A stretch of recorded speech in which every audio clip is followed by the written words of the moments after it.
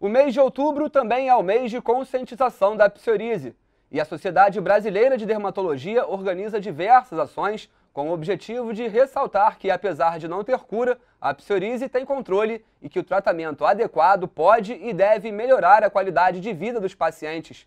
Para falar sobre as especificidades desta doença, que acomete cerca de 3% da população mundial e mais de 4 milhões de pessoas só no Brasil, eu converso com o médico dermatologista Dr. Fabrício Lamy, que é professor de pós-graduação em dermatologia no Instituto Carlos Chagas, membro titular da Sociedade Brasileira de Dermatologia e autor de livros relacionados ao tema.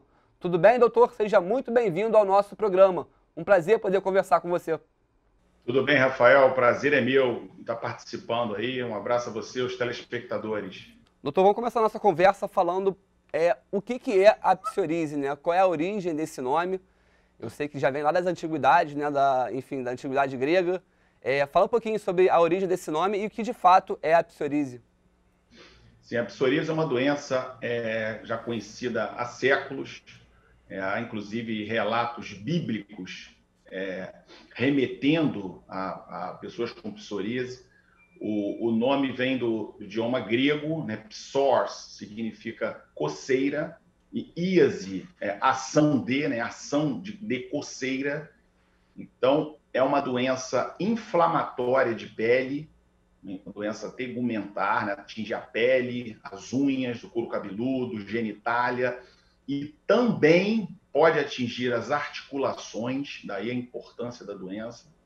Uma doença muito prevalente, vai acometer aí no Brasil pelo menos 2% da população, que dá mais de 4 milhões de pessoas convivendo com a doença, e muito subdiagnosticada, né? Como toda doença de pele, existe uma tendência muito grande à automedicação. Os pacientes muitas vezes ficam meses, anos tentando um tratamento indicado por um amigo, por um vizinho, por um colega de trabalho, antes de procurar um atendimento médico específico. Então, a gente muitas vezes encontra quadros já bem avançados que poderiam ter sido prevenidos se o paciente buscasse orientação médica antes. E esses tratamentos, muitas vezes, são à base de cremes de corticoide, né? Que são cremes encontrados, muitas marcas nas farmácias, não precisa de receita médica. E os corticoides usados em lesões de psoríase por muito tempo, a absorção do corticoide é muito maior do que numa pele sã. Então, esse corticoide vai ter uma ação sistêmica, apesar de passado na pele. Então, o paciente pode ter problemas, né? O paciente pode desenvolver diabetes, pode desenvolver hipertensão, pode desenvolver glaucoma. Então, são doenças sistêmicas que podem, sim, ser desencadeadas por um uso desenfreado, por automedicação com creme de corticoide. E a psoríase tem uma importância muito grande também pela sua relação com o sistema nervoso, né? A pele e o sistema nervoso têm a mesma origem embrionária. Então, ainda no ventre das nossas mães, durante a formação dos nossos órgãos e tecidos, elas têm uma origem comum. Então, tudo que afeta a pele de forma crônica, continuada, vai ter uma interferência maior no sistema nervoso e vice-versa. Então, há muita relação da psoríase com fatores emocionais, né? Com angústia, com ansiedade, com depressão. Ela é muito relacionada à depressão. Nesse tempo que a gente está vivendo aí de pandemia, isolamento social, desemprego, então as pessoas ficam angustiadas. E isso é um fator importante no agravamento dessas doenças, na manifestação mais precoce desses quadros. E é uma via de mão dupla. Então, o sistema nervoso agrava a psoríase e a psoríase também acaba agravando o sistema nervoso. O paciente tende a se esconder, né, com as formas mais extensas da doença. Ele não expõe o corpo, ele não sai de casa para nada. E com isso ele fica angustiado, ele tende a comer mais, isso vai tender esses pacientes a ganharem peso. E ganhando peso é aquele ciclo, né? Vira uma bola de neve, né? O paciente sobrepeso, obeso, vai ter mais incidência de diabetes, de hipertensão, então, gordura no fígado, aquela síndrome metabólica que a gente chama, e que são fatores agravantes das principais causas de internação e de morte entre as pessoas, que é, né, o diabetes, hipertensão, AVC, acidente vascular cerebral, vai ser muito mais prevalente nesses pacientes. Então, os pacientes com formas de psoríase moderadas e graves, que no Brasil representam aí em torno de metade desses 4 milhões de casos, quase 2 milhões de pacientes, a gente pode dizer assim, são pacientes que precisam ser diagnosticados e tratados, porque isso vai prevenir uma série de outros problemas associados que podem advir disso.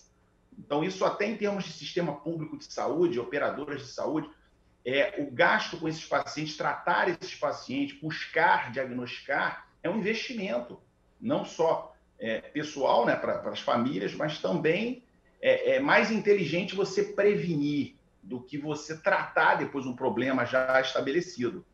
Com certeza. Doutor, você falou dessa dificuldade de diagnóstico, né, das pessoas em irem buscar, primeiramente, um dermatologista quando aparecem os primeiros sintomas da doença, né? Queria que você falasse um pouquinho por que acontece essa dificuldade diagnóstica. A psoríase também é muito confundida com outros tipos de doenças de pele. E quais são os primeiros sintomas que as pessoas devem ficar atentas quando começa enfim, a doença se ativar no corpo? O que tem que ficar logo atento para ir logo buscar o dermatologista? Sim, como eu disse já anteriormente, a doença de pele tem muita tendência à automedicação. Então, qualquer quadro descamativo que perdure assim, mais de 1, 2 meses, esses pacientes têm que tentar ter um diagnóstico, né? Então, no couro cabeludo, o diagnóstico diferencial mais importante é com a dermatite seborreica. A dermatite seborreica é mais frequente que a psoríase, né? Comete aí mais de 10% da população. Mas se ela persiste, faz umas escamas mais espessas, mais grossas, deve-se procurar um especialista e tentar confirmar esse diagnóstico. A biópsia de pele é um procedimento simples, ambulatorial, que muitas vezes confirma o diagnóstico. Lesões genitais, quando a psoríase acomete a genitália, o diagnóstico diferencial mais importante são com as micoses, né? Principalmente aqui no Brasil, Rio de Janeiro, clima tropical, micose é muito frequente. Então, a cândida e outros fungos fazem lesões parecidas, mas o especialista consegue diferenciar isso com uma certa facilidade. Nas unhas, é muito frequente a gente atender pacientes com lesões nas unhas, tratando como sendo micose. As pessoas acham nos salões de beleza, a manicure, isso é micose. Muitas vezes é psoríase. E a psoríase da unha tem uma importância grande, porque ela aumenta a chance do paciente ter também uma psoríase nas articulações das mãos. A psoríase no Brasil, ela é quase 1/3 dos pacientes com formas mais extensas da doença vão ter doença articular. E a doença articular, ela é destrutiva, ela é uma artrite destrutiva que, se não for tratada da forma correta, pode gerar incapacidade física. Então, daí está a importância, né, a mensagem que a gente sempre deixa para os pacientes de tentar buscar um diagnóstico, não tentar fazer uma automedicação, porque muitas vezes essa automedicação controla o problema e vai adiando, e com isso a doença vai ficando cada vez pior. Se tiver o comprometimento articular, isso pode deixar danos irreversíveis, que depois a gente não consegue corrigir, o paciente fica com uma incapacidade física, muitas vezes pacientes jovens.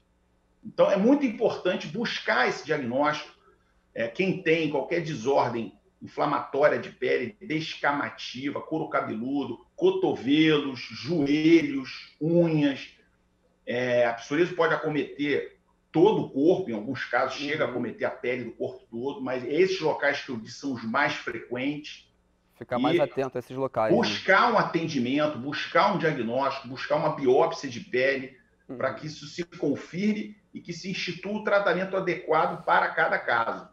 Perfeito. Você falou que ela é uma doença de cunho emocional, né? Apesar de o lado emocional, ele é um gatilho para a ativação da doença, ou ele pode ser considerado também a causa dela, ou não se tem conhecimento ainda 100% sobre a causa da psoríase? Porque é importante a gente frisar isso, ela não é uma doença contagiosa, você não pega a psoríase por outra pessoa, né? Enfim, abraçando. Isso também é legal a gente deixar claro, porque existe muito preconceito em relação a isso, né? As pessoas, às vezes, deixam de ter um contato mais próximo com a pessoa que tem a psoríase porque acha que vai pegar aquilo ali, enfim. Isso está 100% descartado, né, doutor? 100%. A psoríase não é uma doença contagiosa, absolutamente. A psoríase não pega, mas há o estigma, né? Doença de pele, visível para as outras pessoas. A pele é sempre o nosso cartão de visita. Sim. Então você vai sofrer algum tipo de discriminação no trabalho, no clube, na escola do filho. Então, não há possibilidade de contágio. A doença tem uma base genética, já é identificada no cromossomo 6. Uhum. Então, quem tem casos na família tem uma chance maior. Se você tem seu pai, seu avô, algum tio com psoríase, você tem que estar mais atento, porque a sua chance é maior do que de outras pessoas. E o fator emocional não é a causa, absolutamente. Uhum. Há pessoas que têm um emocional muito abalado e não têm psoríase. Então, sim, a causa é genética, mas o fator emocional ele é um gatilho, ele é um fator agravante, desencadeante do quadro.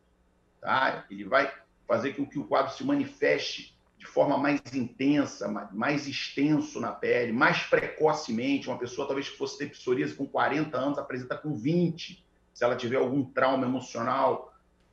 Então, há essa relação, mas não é causal. Ela é uma relação de agravamento, é um gatilho. Não só para a psoríase, o emocional também, como eu disse. Para várias outras doenças, né? Para várias doenças inflamatórias, em que há participação da imunidade. Herpes. Então, para dermatite seborreica, que é uma doença que a gente também atende muito. Para dermatite atópica, que é outra doença muito prevalente, muito frequente, pacientes com alergias de pele. Também isso é agravado pelo emocional. O vitiligo, que é uma outra doença também imunoinflamatória de pele, também acomete 1% da população. Então, essas doenças imunoinflamatórias são as doenças que eu mais trabalho, tem muita relação com o lado emocional. Muitas vezes a gente recomenda o acompanhamento psicológico, o que é importante, até para uma melhor resposta ao tratamento, se o paciente tem um emocional muito abalado. Certo. A gente vai falar um pouquinho mais sobre o tratamento da doença após o nosso intervalo. A gente vai fazer uma pausa breve aqui no nosso programa. É um minutinho só, não sai daí não.